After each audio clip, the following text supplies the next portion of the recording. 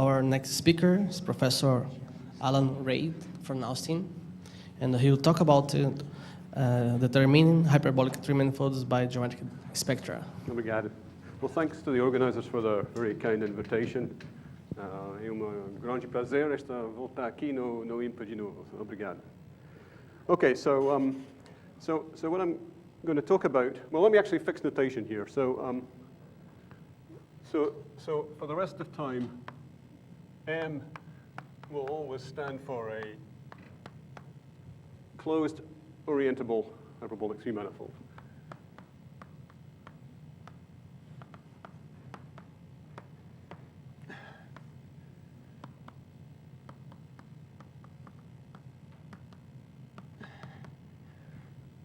Okay, so gamma here is some discrete subgroup of PSL2C that's torsion-free, that acts co-compactly on the hyperbolic space and gives the quotient, which is M.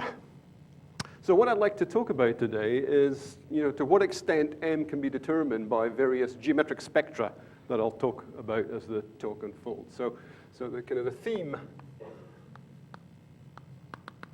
is to what extent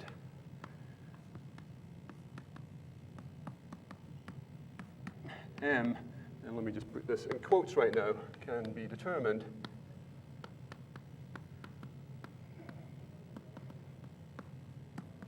by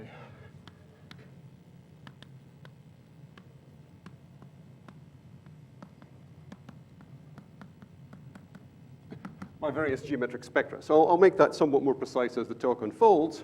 Let me just apologize, first of all. There'll be one mention of minimal surfaces in this talk, and that was it. So there won't be much minimal surfaces in this talk, sadly, although they'll be hiding there at some point. So let me begin by talking about a fairly classical setup. So kind of the obvious geometric information that one has in this closed hyperbolic tree manifold are closed geodesics. So let's define some sets here. So let's define capital L of M just to be the collection of lengths of closed geodesics in M. So this is just a collection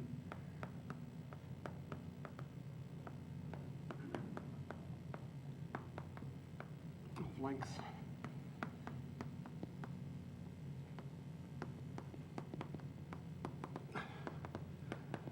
in M. So perhaps more familiarly this is no multiplicity here. So when one counts the multiplicity, this is called the length spectrum of L. So so this will be the length set.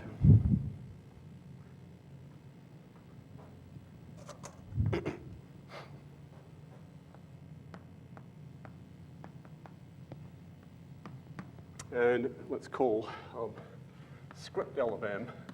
This will be the length spectrum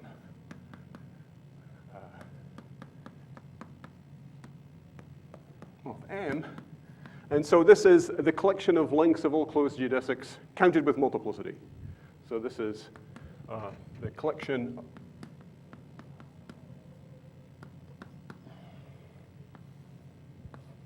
of blah, blah, blah, blah, blah, counted with multiplicity.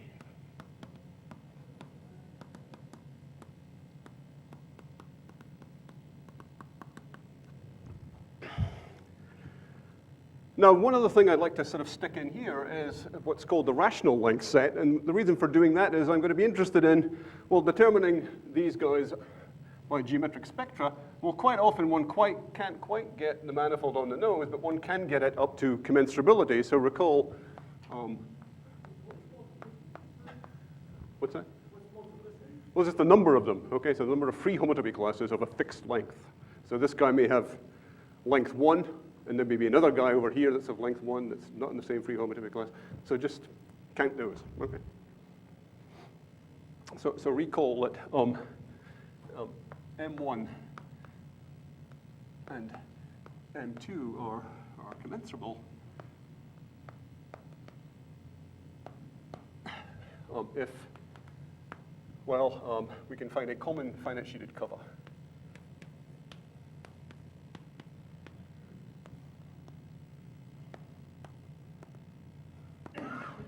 Okay, so if we define now the rational length set,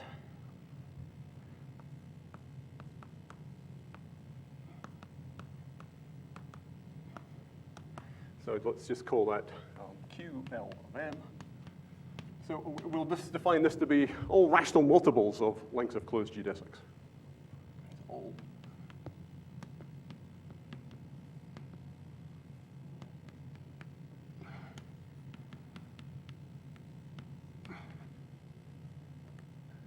Now, this is a natural thing to think about in the context of this. So, you may have a guy down here that's got length L, and, well, maybe the smallest power for which this guy appears as a closed geodesic up there is sort of 17. So we've got to go, so something to the 17 here. Well, down here, perhaps, we've got, to divide by 5 to get back to some, closed geodesic downstairs. So there's rational multiples that are naturally organizing the lengths within a commensurability class. So this is the rational length set.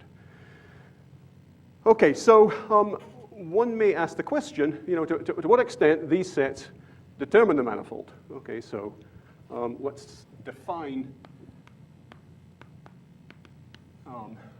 M1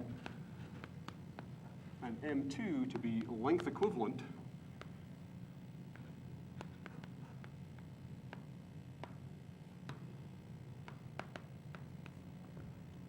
if, well, just that their two length sets are the same. And we'll say that M1 and M2 are, it's a terrible notation, but it's stuck in the midst of time now, iso-length spectral, if their length spectra are the same. I'd say M1 and M2 are iso-length spectral if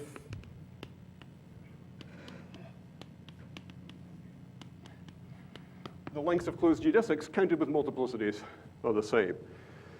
Okay, so what I'm first going to talk about is, in not in too much detail I have to say, so this is kind of pretty old stuff, is to give constructions or a method to construct examples of guys that are kind of length equivalent, which is going to be not so hard, and then, well, there's kind of well-known constructions that I'll mention in passing of things that are iso-length spectral. And again, perhaps some of you in the audience are kind of aware of kind of connections to the spectrum of the Laplacian on these manifolds in the context of iso-length spectral, but I'm not really going to talk about anything to do with that.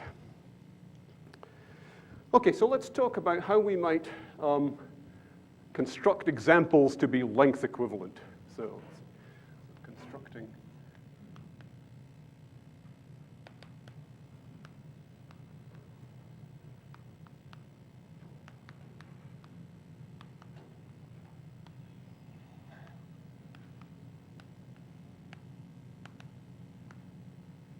are length equivalent. So here we are. Look, we have M1.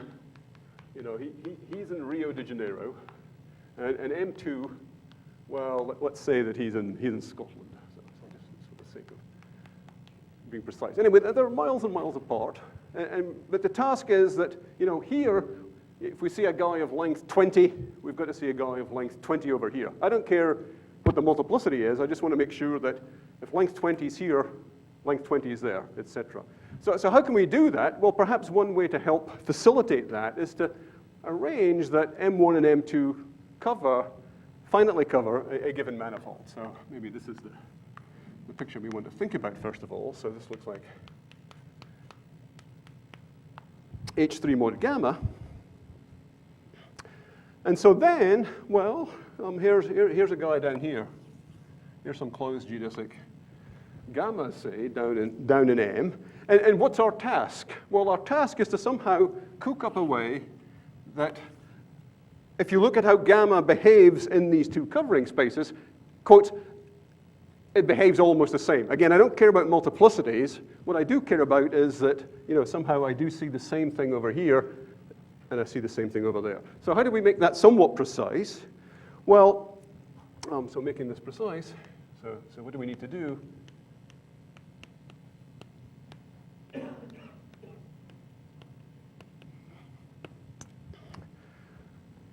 Well, we've got gammas in gamma. Well, actually, maybe we take the homotopy class. So this is this guy in gamma. So if we can arrange, so if the conjugacy class, so maybe let's write it like this. So this is a gamma conjugacy class. So if the gamma conjugacy class of this guy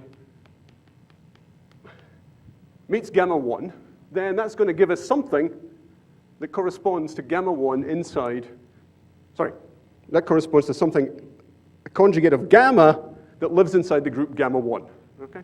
So what we want to say is that, well, if this is true for gamma 1, then that should be true exactly for gamma 2.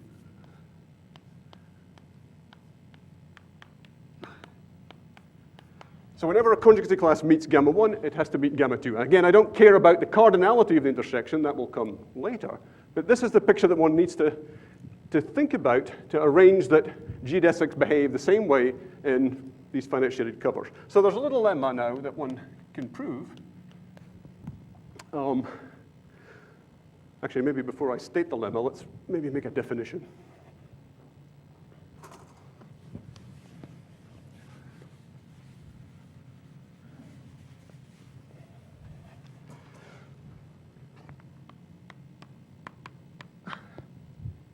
Okay, so let's let G be a group.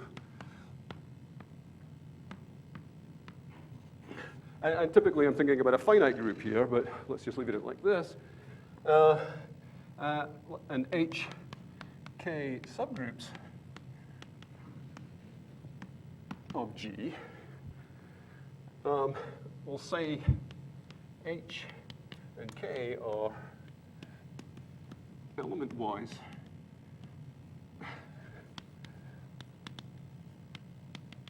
conjugate if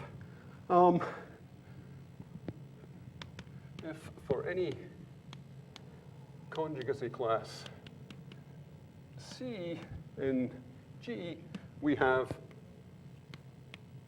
that C intersects H is non-empty, if and only if C intersect K is non-empty. Okay, so if a conjugacy class meets H, it has to meet K, all right? So the little lemma that can be proved, is just one thinks a little bit about this, is that if you have an epimorphism, for example, from pi 1 of m, so if gamma, in the notation above, surjects a group G that has a pair of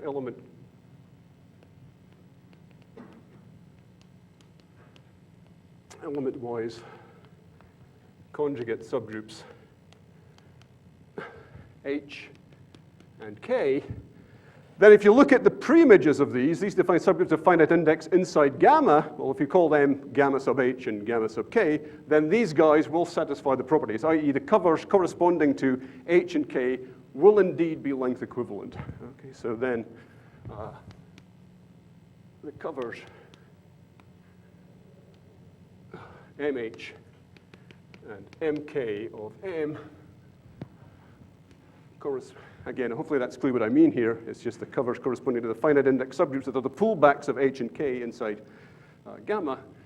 The covers of M and K are length equivalent. Pardon? Why finite index? Because I only care about finite index. Because I care about closed hyperbolic three manifolds. Okay, so if it's infinite index, then. So this is finite. Is that what you're asking? Yeah. Yeah. But it's always finite, okay? Well, maybe not, but anyway. Right, so this is the key little lemma that's just really an exercise in sort of covering space theory, but it gives you examples that are length equivalent. So you may ask, well, what's an example of a group G that satisfies this? Well, this is something that you could give your undergraduates, and I swear to God I'm not lying about this. Okay, so this is something that one really can give undergraduates here. And it's, the group in question is the alternating group in 4 letters. So, so an example of G, so G we can take to be the alternating group on 4 letters. We'll take K, well inside A4, there's a Klein 4 group, Z2 cross Z2, which we'll take to be generated by 1, A, B, and AB. And let's just say that's 1, 2, 3, 4 for the sake of it. And this is, well, whatever, 1, 4, 2, 3. And then we'll take as the subgroup H to be the index 2 subgroup that's simply generated by A. So here's an exercise that H and K are element-wise conjugate. So since H is a subgroup of K here, the only thing that needs to be checked is if there's a non-empty intersection with some conjugacy class with K, then the same holds for H. Well, think about the structure of conjugacy classes of products of disjoint transpositions in A4, and the result will then become as clear as day. Okay, so those are examples that one can use the alternating group on 4 elements. Now, you may quibble and say, well, wait a moment. I could have given you an integral homology sphere, and then that doesn't surject A4. Well, that's okay, ladies and gentlemen, because Hegel proves that there's always it's a consequence of Hegel's mammoth work that there's a subgroup of finite index in any such gamma that will surject A4. So a consequence. I mean, it's ridiculous to say this, but anyway, I'm going to say it anyway. It is a consequence, a true statement, but consequence that they're, given M equal to H3 mod gamma, there exists M prime equal to H3 mod gamma prime with gamma over gamma prime finite index and gamma prime is surjecting the alternating group of 4 letters. So it's fairly easy to construct these examples, that's the thing. Now notice that this construction here gives non-isometric examples, just for free. Why? Well, the guy that we would get from here is a cover of the guy that we would get from there, so the volumes are different. So in fact, it's cheap here, unlike the case I'm about to talk about next, that these guys are non-isometric. So just as a comment on this, so that's kind of cheap, but in fact, in work with Chris Leininger and Ben McReynolds and Walter Neumann, so a theorem that doesn't use Hegel, Leininger, McReynolds, Neumann, and Reid, is that it's one can do the following thing. That given M equal to H3 mod gamma, just the usual assumptions, then there exists pairs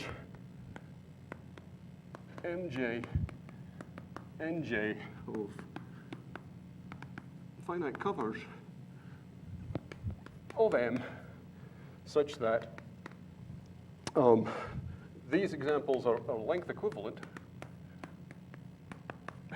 and the ratio of volumes can be made as large as you wish. So the moral to take away from this is that somehow the length set doesn't really tell you too much about the geometry of the manifold, i.e. the volume of the manifold. It's just very poorly controlled. Now this gets to the heart of what I'm going to talk about next, namely the length spectrum. So the length spectrum uses the multiplicities. And this is something that, for a long time when I was a small boy, Peter Sarnak would yell at me. And he would say, it's all about the multiplicities. And I had no idea what he was talking about.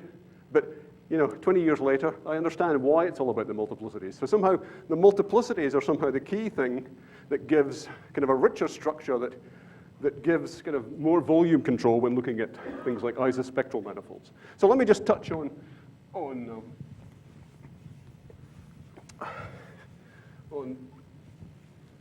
the length spectrum again. Perhaps many of you have seen this. So to construct iso-length spectral examples,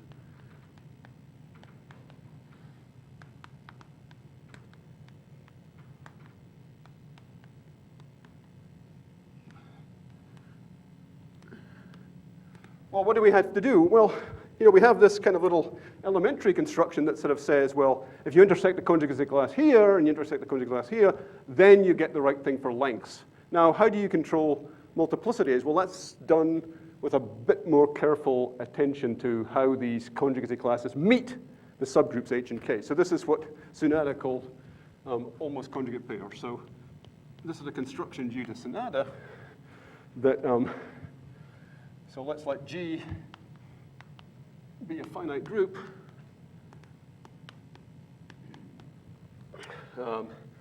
H and K subgroups of G. We'll say H and K are an almost conjugate pair.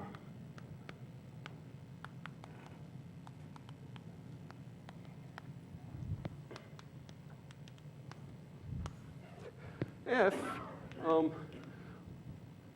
first of all, they're not conjugate inside G, so they're not conjugate.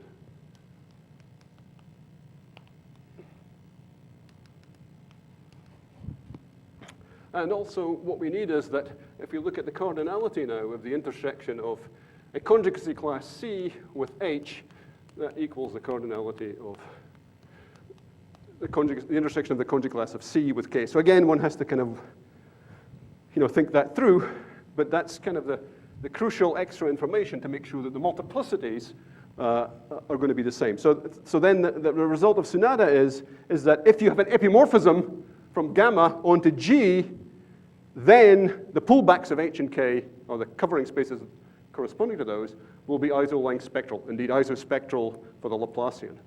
Now, what needs to be proven, and can be done, but it's not obvious, is that these guys are non-isometric, or they can be constructed to be non-isometric.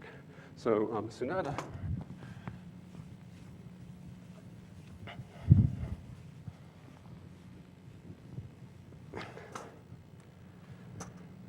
So Senada proves that, and again, in more generality than what I'm saying, that if gamma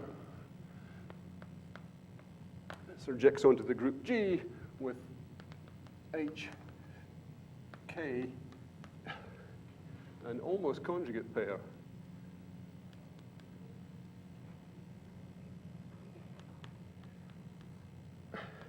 then the pre-images in the notation that I mentioned above, MH and MK, are iso-length spectral. And so let me just sort of say, and it can be arranged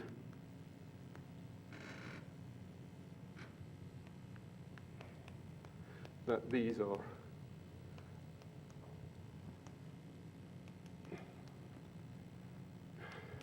non-isometric. So there's a little bit of work that's needed in those cases, but it certainly can be done without too much hassle. So again, maybe I won't bother writing down an example of a particular finite group. I'll maybe just say it. So if you take SL3 of the field of two elements, there's two subgroups of index 7 there that one can use to construct this picture. So the thing that I'd like you to take away from this, and perhaps the previous construction, is that the manifolds that have been built here, that are either length equivalent or iso-length spectral, they are commensurable. So note these manifolds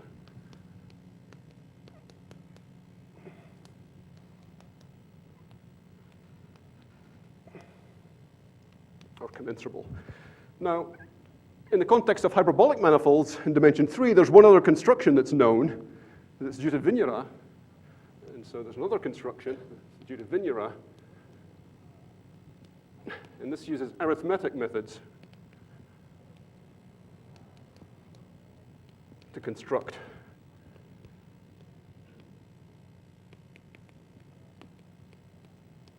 iso-length spectral examples. Again, the machine that produces these are commensurable. So again, these are commensurable. So a question that was motivated from this is, well, and again, getting back to what extent these length sets or length spectra determine the manifold, one could just ask, I mean, there are certainly examples of iso-length spectral things that are non-isometric, so they can't be determined by the length spectrum or they can't be determined by the length set. In this case here, one gets the same volume, and that's one of the reasons it's harder to check for non-isometric. And so the question was, in the context, say, of hyperbolic 3 manifolds, or hyperbolic 2 manifolds, or more generally hyperbolic manifolds in any dimension, are iso-length spectral examples, or even isospectral examples, commensurable?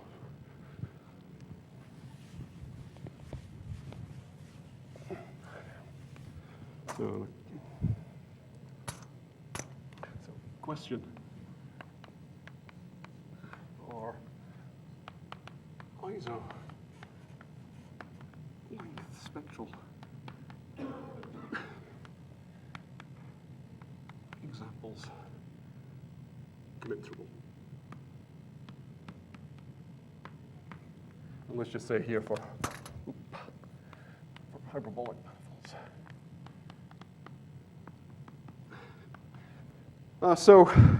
I mean, not much is known in general. Let me say that at the outset. I think it's a really fascinating question to try and figure out what the nature of what these length sets or length spectrum is telling you about the relationship between these manifolds.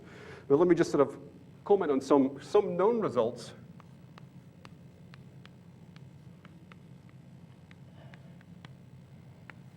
So in the 90s, I proved that if you've got two arithmetic hyperbolic two manifolds, then indeed, if they were iso-length spectral, they were commensurable. Indeed, what I proved there was if they had the same rational length set, that's all you really need, then the manifolds were commensurable. So if M1, let's say Mi equals H2 mod gamma, let's call it Fi, I equals 1, 2, are arithmetic. And I don't want to really define what that means, because it would take me too far afield. One can sort of say something, I mean, I could waffle some words about quaternion algebras and traces being integral and blah, blah, blah, but you don't want to care about that. One way you might want to think about it is, it's got lots of symmetries that are hidden under the manifold but are visible in a finite sheeted cover. So it's a very complicated picture for what hidden symmetries look like. So if these manifolds are arithmetic, then if QLM1 equals QLM2, then this implies that M1 and M2 are indeed commensurable. So here, kind of what's needed is to parse information about lengths or eigenvalue spectrum of Laplacian into something to do with number theory. So that's kind of the thing that's needed here. In the 2000s, with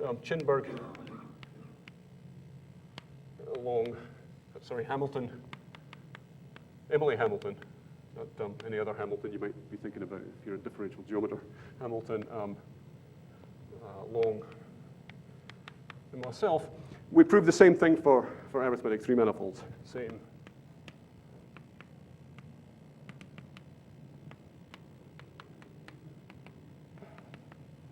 Now, this was a good deal more challenging. Why? Well, for Fuchsian groups, length and the traces are just one and the same. You don't have to worry about holonomy as you move along a geodesic. In this case here, basically, we'll recover algebraic information associated to the group without knowing anything about the actual holonomy as you move along the geodesic. So just using the lengths, we've got to recover the traces. That's the thing that needs to be done here. And that involves some number theory. So that's, but it is true, again, with the arithmetic hypothesis. And then more recently, in a sort of huge body of work, Prasad and Rapanchuk have greatly extended these results to general setting of arithmetic subgroups of, let's just say, semi-simple algebraic groups. And let me make two remarks there. So Prasad and Rapanchuk. So what they prove is that the same result holds for even-dimensional hyperbolic manifolds, i.e. you get commensurability. So if M equals H 2M mod gamma I, and gamma I is arithmetic. So this is just a snapshot of some of the results, just to talk about hyperbolic things. And again, the groups in question are arithmetic, and you have the same rational length sets. Then MI are commensurable. But in fact, what they prove is that this is not the case for certain odd dimensions. So in dimension 5, there exist examples, again, arithmetic hypothesis where QLM1 equals QLML2, but not commensurable.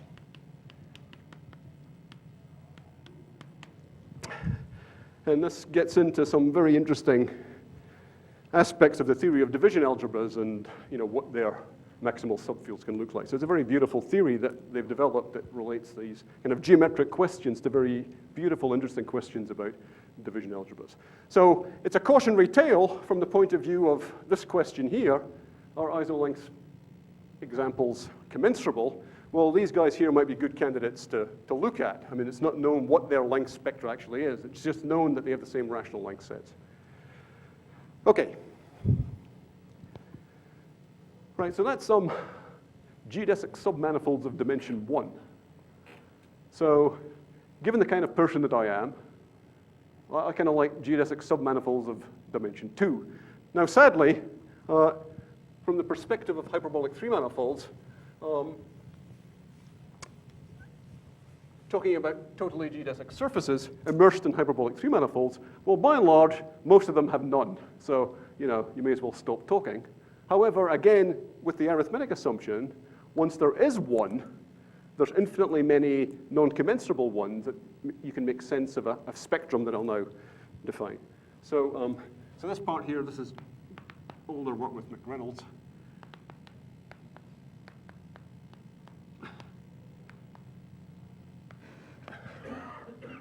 So we can think about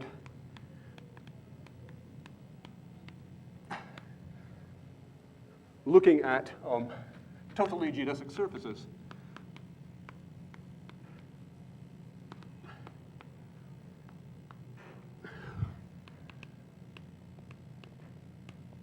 Immersed in M equal H3 mod gamma. So again, let me just put it here. Caution. Most of them have none. So most M have no such surfaces. Yes, so these are always closed surfaces. So I'm always going to think about closed hyperbolic three-manifolds and closed orientable surfaces that are totally geodesic. Okay, so we'd like to kind of build a spectrum, again, for these guys. So again, as I mentioned, that in the arithmetic case,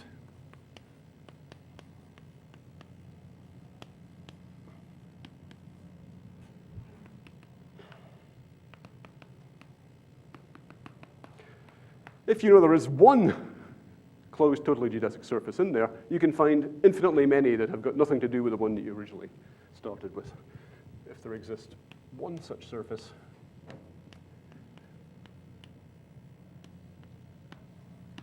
there exists infinitely many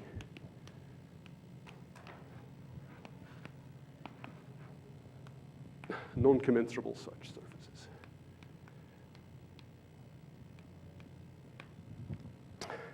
Okay, so basically what I want to do now is build a spectrum that says, okay, here's this fixed Fuchsian subgroup of the guy gamma, and we'll count how many times we see gamma up to conjugacy in the group gamma inside the group gamma, okay? So let's just maybe state something over here just to remind ourselves that Thurston proved that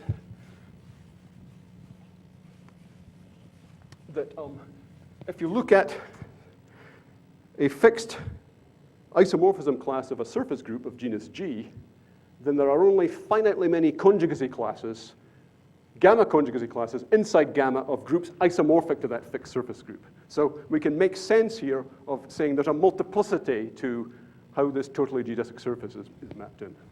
So recall Thurston.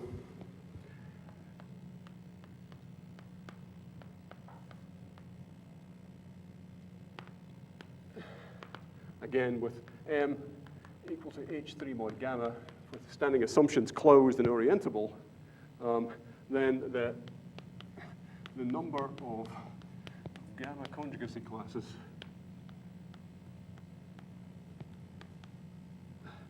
of subgroups of gamma isomorphic to a fixed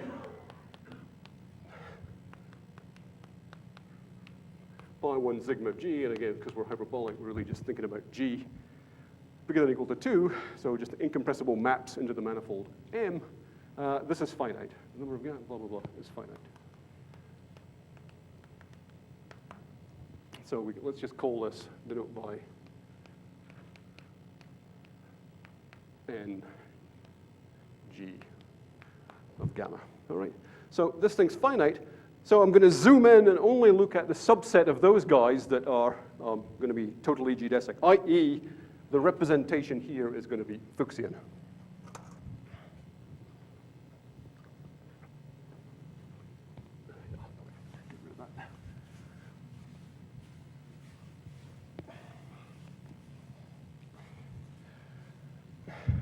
So let's let X say be a fixed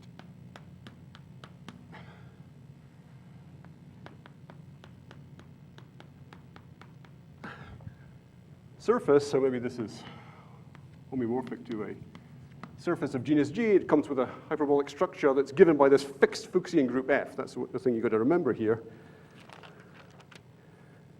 Yeah, so then let's call this Lx of M to be the number of gamma conjugacy classes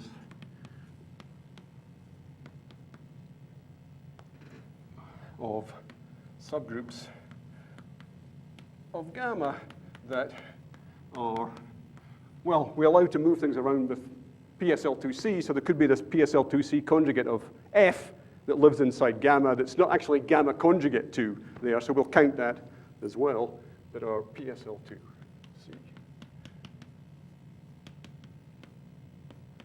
Conjugate to F. Okay, so then we can define this, the genus spectrum, or the genus set, to be GS of M, and it's just going to be those guys X equal to H2 mod F, for which this LXM is non-zero, okay? So it's a bit of a mouthful here, but again, think of this as just counting the different ways that a fixed Fuchsian group maps into the given Kleinian group up to gamma conjugacy in the big Kleinian group. Okay, so this is some finite number, and one can define something that we could call the, so this is the genus set. One could define the genus spectrum to be, well, where you really care about the multiplicity, but I'm maybe not going to sort of dwell too much on that.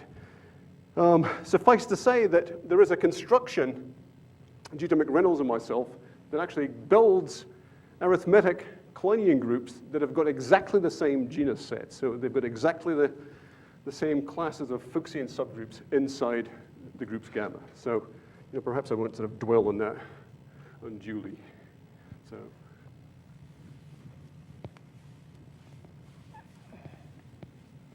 So let me just kind of say two things. So maybe theorem with McReynolds.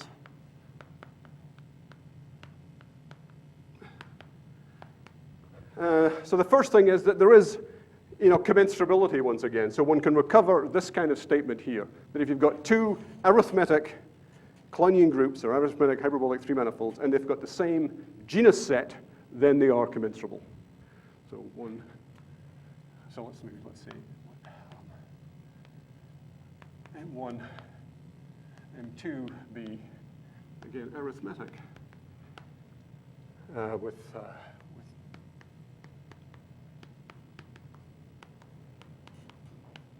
the same genus set. So they've got the same sort of subgroups, Fuchsian subgroups, basically, again, not counting multiplicity. So then these guys are commensurable.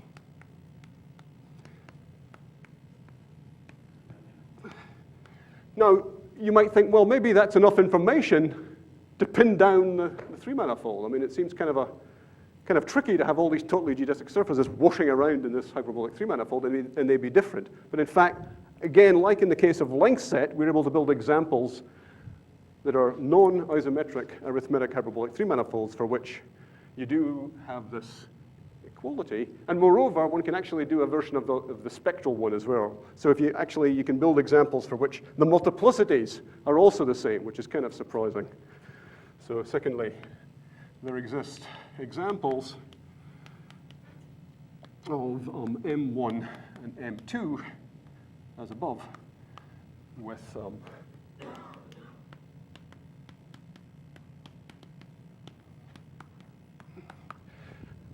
with the same genus. So again, how do you possibly prove something like this?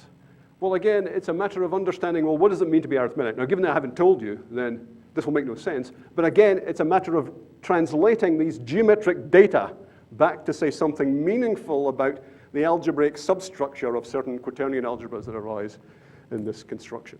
Now, does it assume that M1 and M2 are arithmetic? Yes, they are. Thank you, Jeff.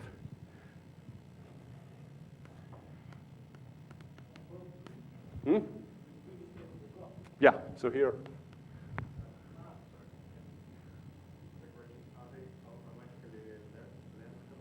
No. So let me just pose a question here that I've, embarrassed to say that I've wrestled with since I was a small boy in short trousers rather than an old person in short trousers. So I mentioned that the fact that arithmeticity, once you had one totally geodesic surface, give you infinitely many. And there seems to be some hope, perhaps, that that's enough to characterize arithmeticity. So there are various geometric ways to characterize arithmeticity. And this may perhaps be another one. So question would be, if M is a closed orientable hyperbolic three-manifold,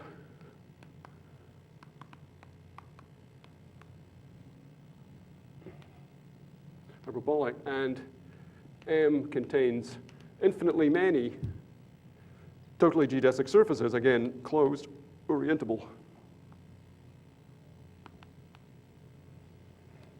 So is M arithmetic? So again, I can talk to people later why I believe that might well be true, but maybe one thing to think about if you're of the infinite volume Kleinian group family, and there's maybe at least one person here of that persuasion. So is it conceivable that you could build some compact hyperbolic three-manifold with totally geodesic boundary? So could there be something like this? So you have this guy here with totally geodesic boundary, and could you find kind of infinitely many totally geodesic surfaces mapped into this side? So then you could just double and get the closed guy. And it seems inconceivable somehow that should be true, because the limit set doesn't look like it's amenable to such a picture. But again, I don't know how to rule that out. Okay. So totally geodesic surfaces, that's still not enough to pin down a hyperbolic manifold. Okay, well, we live in a brave new world of post-Kahn, Markovich, post-Hegel, post-Wise. And so you may think to yourself, well, let's just push the envelope. Okay, let's just think of all surfaces that lives inside this hyperbolic three-manifold. So let's now think about just using all surfaces.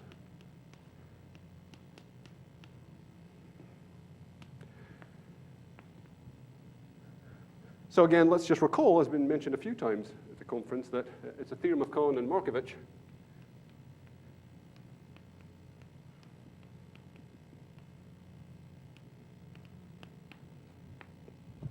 that indeed M contains a pi1 injective surface. So M equal H3 mod gamma contains a pi1 injective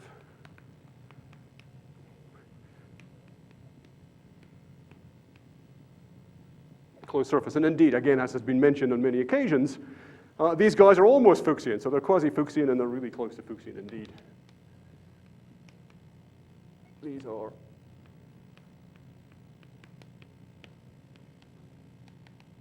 quasi-Fuchsian. Okay, so let's just use all that information. So let's put all that in information and see, well, is that enough to pin down the three-manifold? Well, not quite as yet, but I tend to believe it's the case. So the theorem that's fairly recent with McReynolds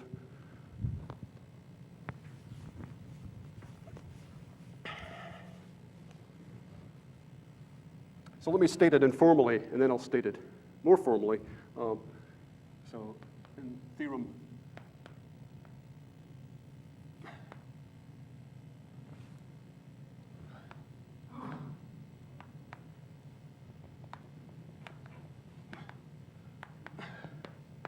so this is the informal version.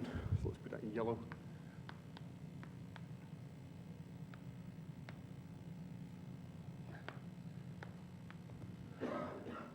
Is that that M is defined up to finite error by the set of surfaces, up to commensurability. So M is defined up to a finite number of possibilities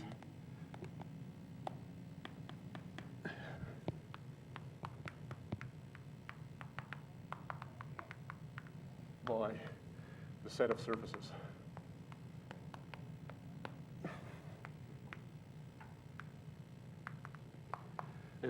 And this finite number of possibilities, they're all commensurable with M, and all such.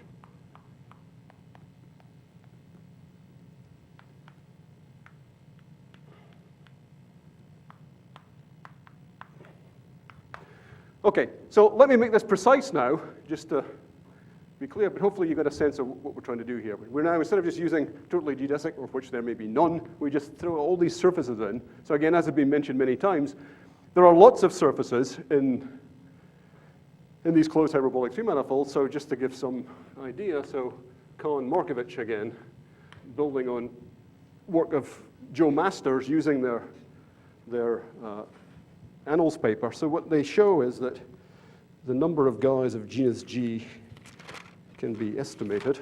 So if we call this NG gamma, then NG gamma is less than or equal to some constant C2 G to the 2G is bigger than or equal to some constant C1 G to the 2G, where these C1 and C2 are constants that, well, at least this one depends on M, it depends on the injectivity radius. So there are lots of surfaces in there, okay, that Thurston tells us it's finite, but you know, that's a pretty large number as G goes to infinity.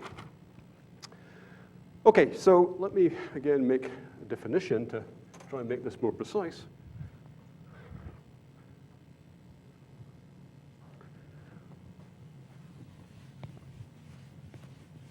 So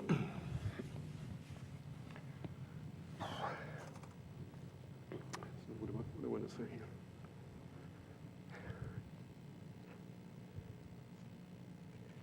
Okay, so let's let rho from pi1 of sigma g to PSL2C be a faithful discrete representation. And let me just denote the image by F sub rho.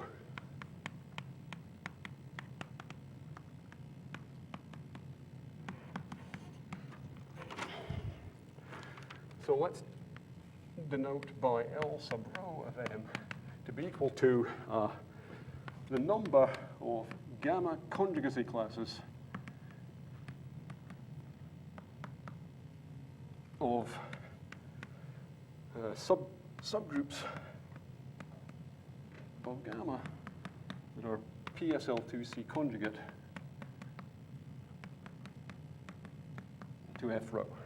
Okay, so in some sense you can forget about that part, but let's just leave it like that for now. So again, there's a fixed hyperbolic structure here on this surface coming from this faithful discrete representation. So again, it's worth, well, it's not worth remarking, but I'm going to say it anyway. For most rows, this number is 0.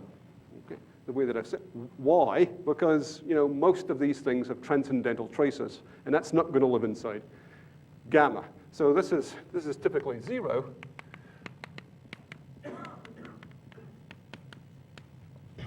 But nevertheless, we know by Kahn-Markovich that there are lots of examples now that do give us a non-zero multiplicity. So let's let S of M equal the collection of those subgroups for which L rho M is not 0. Okay, so we're just looking at only those particular surface subgroups for which we do see something living inside gamma. So then the theorem now is that if you have hyperbolic manifolds with the same set SM, there's only finitely many of them, and they're commensurable. So let me go back to...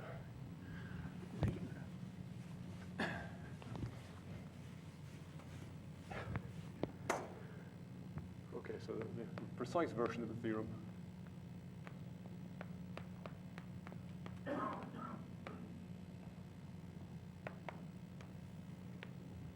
is that there are only finitely many mi equal to h3 mod gamma I for which Sm equals Smi and all are commensurable.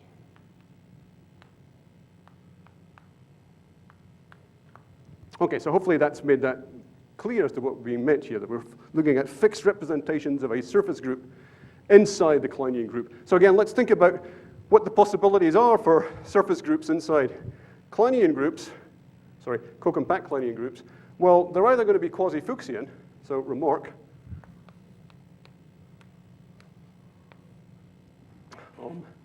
if F rho is a subgroup of gamma, then either F rho is quasi-Fuchsian,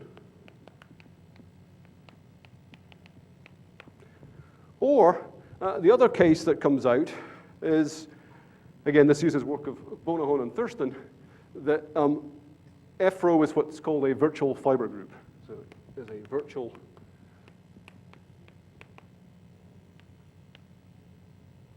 fiber group. So that means that if we've got our manifold M, let's do it here. So here's M. And what we see is that there's a finite cover. Let's call it M tilde. So that, as has been explained a few times in the talk, this is going to be a fiber bundle over the circle with fiber a compact surface. So it looks like the mapping torus of some pseudo-Anosov mapping class of a genus G surface. And the group F rho corresponds to the fiber group living inside pi 1 of M, so phi. So F rho is kind of the normal subgroup of pi 1 of M phi, suitably identified with a subgroup of BSL2C. Okay, so those are the two possibilities. So quasi-Fuchsian or a virtual fiber group. Now then, Kohn Markovich give us quasi-Fuchsians, and of course now, thanks to Hegel, we know, miraculously still to me, I mean, I'm still not sure I believe it, but I guess I have to believe it. Anyway, there are virtual fiber groups living in every closed hyperbolic 3 manifold.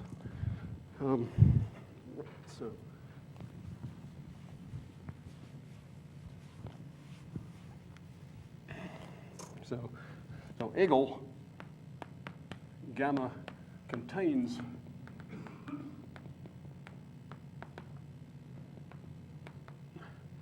virtual fiber groups. And indeed, gamma contains lots of unrelated virtual fiber groups. Why? Well, amongst other things, Hegel proves that there are finite sheeted covers for which the first Betti number can be made arbitrarily large. So once you're fibered and B1 is at least 2, you're fibered in infinitely many different ways. And you just push those guys down, and basically they're going to be unrelated unless you were really, really unlucky. So there's lots of interesting and distinct virtual fiber groups living inside our closed hyperbolic 3 manifold group. Okay, so let me just finish by, I forget if I've got to go for 50 minutes or 60 minutes or, when's dinner? Yeah, just joking. When's the bar open, more importantly? Okay, so let me just finish by sketching some of the ideas in the proof here, which is kind of a cute application of some techniques. So let's prove commensurability, okay? So let's forget about all those quasi-Fuchsian surfaces that I've struggled my life to try and construct. But let's just focus on virtual fiber groups. So let's prove the following little observation. So if M and N contain the same virtual fiber group, maybe, so let's write it like this. Suppose we've got gamma Mi equal to H3 mod gamma I equal 1 and 2. and gamma I contains F, a fixed virtual fiber group,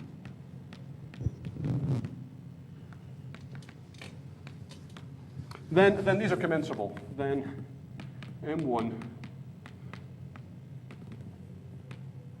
M2 are commensurable. Why? Well, it's a fixed virtual fiber group. There's a fixed hyperbolic structure corresponding to this doubly degenerate surface group. So there is a unique pair of ending laminations that's left invariant by, well, perhaps two distinct pseudo-nocive maps. So we've got, let's just say, a bundle M phi 1 covering M1. So here's a bundle with F as the fiber group, and here's M phi 2 covering M2. Again, F is the fiber group here. So phi 1 and phi 2, well, they leave invariant this, let's call it nu plus and nu minus, these ending laminations. So there's some powers of phi 1 and phi 2 in common, okay, just by the nature of these virtually cyclic subgroups in the mapping class group. So in fact, what we see is that there exists, you know, R and S, such that M phi 1 to the R equals M phi 2 to the S, i.e. these are homeomorphic bundles, so you get a finite shaded cover. So the power of having a fixed virtual fiber group is that you get commensurability rather easily out of this. Okay, so that proves commensurability. How do you prove finiteness? So this is kind of cute.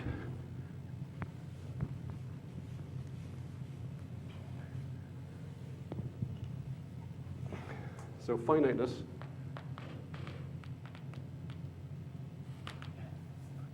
So suppose there are infinitely many. So we've got mi equal to h3 mod gamma I. Okay, so they're all commensurable. Okay, we've just proven that. They all look like some virtual vibration given by some particular pseudo-nocive element, so they're all commensurable. So the first thing maybe to note is that the volumes must go to infinity. So 1. So why is that true? Well, either they're arithmetic or they're not. Now, if they're arithmetic, there's only finitely many guys that are arithmetic of a bounded volume, and so that's a contradiction. And so there must be non-arithmetic. But again, Margulis's characterization of arithmeticity says that all of these MIs, in this case, cover a fixed orbifold. And so, because this fixed orbifold has a fundamental group that's finitely generated, there's only finitely many possible covers of a given degree, so the volumes of these guys must go to infinity. Okay. So the volumes go to infinity. So what else I want to say here that I can say usefully?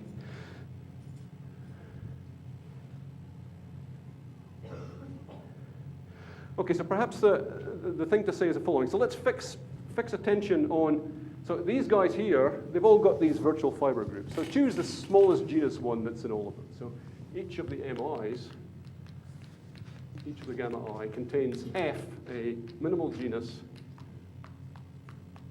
virtual fiber group. So what we want to use is kind of a quantitative version of virtual fibering that Soma proved in a paper back in 1991. So Soma in 1991, proved a theorem that, let me just say as follows, that there's a function that depends on kind of the volume and the injectivity radius of the manifold, so that any immersed virtual fiber has to be embedded. Okay. So what you can use here is that one can check that these guys here have got injectivity radius bounded below, basically using commensurability. And so the volumes are going to infinity, so we can use Soma to say that this immersed virtual fiber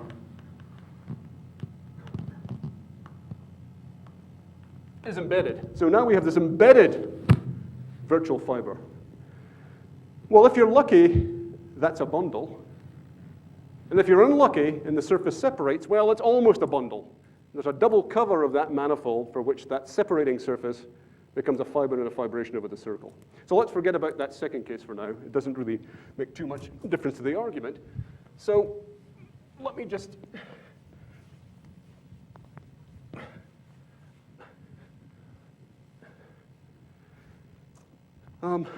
So what we're going to kind of use now is that So these guys here, these MIs, they're all bundles now with a fiber group F because the volume is going to infinity, injectivity radius is bounded below. Using this quantitative virtual fibering, that surface has to be embedded. We're assuming we're in the nice case when it's actually a bundle rather than a separating surface. But now that means that all of these MIs looks like M phi to the some power, Ri, for some pseudo-Noether element F phi. Now, this is a bundle where the fiber group has, say, genus G. So F has genus G. Now, so what's the rank of a bundle of genus G? Well, it's at washed 2G plus 1. You've got the 2G generator from the surface plus 1 that comes from the stable letter. So the rank of these bundles is less than or equal to 2G plus 1. However, Soto proves, in fact, that the rank equals 2G plus 1 for sufficiently large I. So Soto, that rank equals 2G plus 1. Okay, well, there's no contradiction there, you tell me, and you'd be right. But now I'm free to use all these other bundles, structures that I've got from Eagle's work. So I'll now choose another virtual fiber that's genus G that's bigger than the number of atoms in the universe squared times 2G plus 2, just to be safe. Well, you see, then I just run that argument again, and I get further down the sequence, these things still happening. These guys have to be bundles. These guys have to have rank 2G plus something. But that's a contradiction, because these guys have got huge rank, but this guy's got small rank. So that's kind of how the argument goes there. And probably that's as good a place to stop as any. Thanks.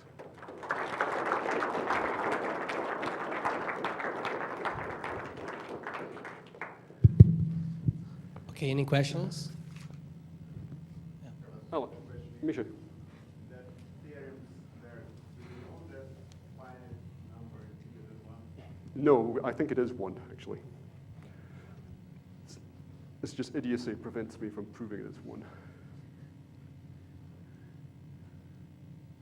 the answer of the determine the hypothesis? Yeah.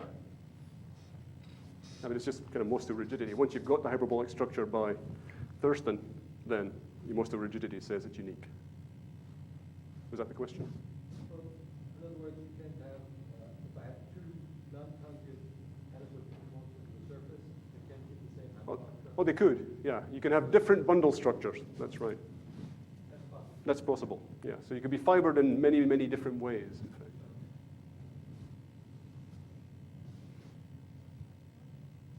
Jeff. The minimal surface area spectrum. Oh, you're a tease. Oh, that's a good question.